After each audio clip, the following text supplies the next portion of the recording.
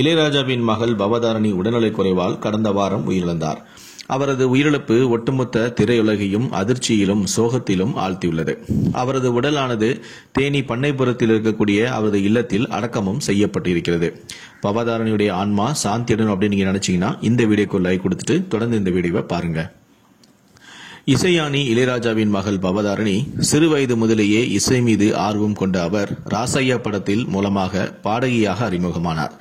முதல் பாடலாக காதல் வானிலே பாடலை பாடிய அவர் 30க்கும் மேற்பட்ட படங்களில் பாடல்களை பாடியிருக்கிறார். தனித்துவமான குரல் வளம் கொண்ட அவர் ஒவ்வொரு பாடலிலும் தனது திறமையை நிரூபித்து வந்தார். இளையராஜாவின் இசையில் அதிகமாக பாடியிருந்தாலும் ஹாரிஸ் ஜெயராஜ், தேவா, சிற்பி, யுவன் போன்ற இசையமைப்பாளர்களுக்கும் பாடியிருக்கிறார். பாரதி படத்தில் இடம்பெற்ற மயில் போல பொண்ணு ஒன்று என்ற பாடலை பாடியதற்காக கடந்த 2001ஆம் ஆண்டு அவருக்கு சிறந்த பின்னணி பாடகிக்கான தேசிய விருதையும் வென்றார். அதேபோல அவர் பாடிய பாடல்களில் அழகி படத்தில் இடம்பெற்ற ஒளியிலே தெரிவது தேவதையா என்ற பாடலும் முக்கியத்துவம் வாய்ந்தது.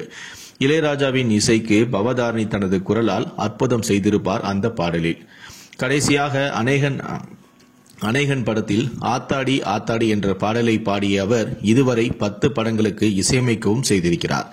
இந்த சூழலில்தான் அவருக்கு பித்தப்பை புற்றுநோய் ஏற்பட்டுள்ளது. அதனையொட்டி அவர் சென்னையிலேயே சிகிச்சை பெற்று வந்தார். இங்கு சரியாகாததால் இலங்கையில் ஆயுர்வேத சிகிச்சை எடுக்க முடிவு செய்து அங்கு சில மாதங்களுக்கு முன்பு சென்றார். ஆனால் சிகிச்சை பலனின்றி கடந்த வாரம் அவர் உயிரிழந்தார். அவரது உடல் பண்ணைபுரத்தில் அடக்கமும் செய்யப்பட்டிருக்கிறது. இந்த நிலையில்தான் பத்திரிகையாளரான பைல்வான் ரங்கநாதன் பேசியிருக்கும் விஷயம் சர்ச்சையை ஏற்படுத்தியிருக்கிறது. அவர் சமீபத்தில் தனியார் யூடியூப் சேனல் ஒன்றுக்கு அளித்த பேட்டியில் பவதாரணி தனது 2 சகோதரர்களுக்கும் ஒரு பாலமாகவே இருந்துள்ளார். அதுவும் யுவன் சங்கர் ராஜாவுக்கு ரொம்பவே நெருக்கமானவராகவும் இருந்தார். 4வது கட்டத்தில்தான் அவருக்கு புற்றுநோய் இருப்பதே தெரிய வந்துள்ளது. அதுவும் இலங்கைக்கு சென்ற பிறகுதான் தெரிய வந்திருக்கிறது. பவதாரணி தனது கடைசி நாட்களை எண்ணிக்கொண்டிருக்கும் போது இளையராஜா இலங்கையில் கச்சேரி வைத்திருக்க கூடாது.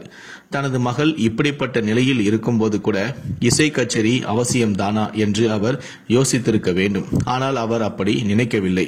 இதிலிருந்தே இளையராஜா எவ்வளவு பணத்தாசை பிடித்தவர் என்று தெரிந்துவிட்டது என பைல்வான் ரங்கநாதன் கூறியிருக்கும் இந்த விஷயம்தான் தற்போது சமூக ஊடகங்களில் பெரும் சர்ச்சையை ஏற்படுத்தி இருக்கிறது. இதை பற்றிய உங்களுடைய கருத்துக்களை கீழே இருக்கக்கூடிய கமெண்ட் செக்ஷன்ல மறக்காம சொல்லுங்க. நன்றி, வணக்கம்.